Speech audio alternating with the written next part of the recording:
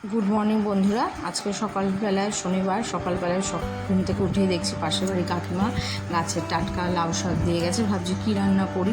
শাকগুলো তো কেটে রাখলাম, পাতাগুলো দিয়ে ভাবছি আজকে একটা রেসিপি ট্রাই করব। পাতাগুলো ভালো করে দেখে নেওয়ার সময় দেখছি যে ও মা এই দেখো এগুলো হচ্ছে লাউ পাতার পোকা। এই পোকাগুলোকে ভালো করে তোমরা দেখে নেবে, দেখে নিয়ে তারপরে ধুয়ে নেবে। ভালো করে শাক পাতা ধুয়ে খেতে হয়, কারণ অনেক পোকা টোকা থাকে। আমিও ভালো করে ধুয়ে নিলাম একটা ঝাঁঝরির মধ্যে। ধুয়ে এবার জলগুলো ঝরাতে দেবো পরিষ্কার করে, কারণ জলগুলো আমাকে ঝরিয়ে নিতে হবে। তারপর একটা থালার প্লেটের মধ্যে আমি নিয়ে নিয়েছি কালো জিরা, লঙ্কা আর একটু নুন। আমরা শনিবার নিরামিষ খাই, তাই দিইনি, রসুন দিতে পারো।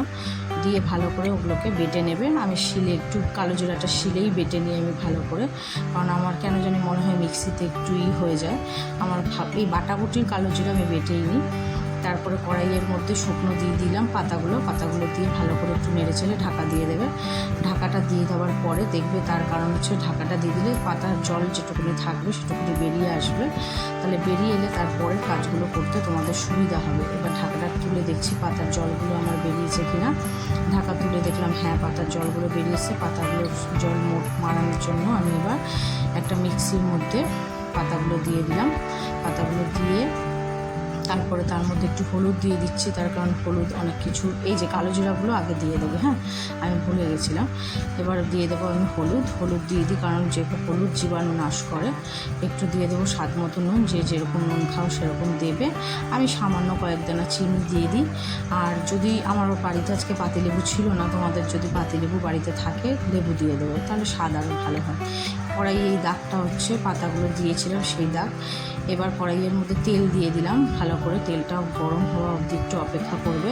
তারপর গরম হয়ে গেলে এই যে যেটা বেটে রেখেছিলে পাতাগুলো, ওই যে জলটা বেরিয়ে এসছে, মিক্সিতে দেওয়ার পরে বেশি জলটাই বেরিয়ে এসছে।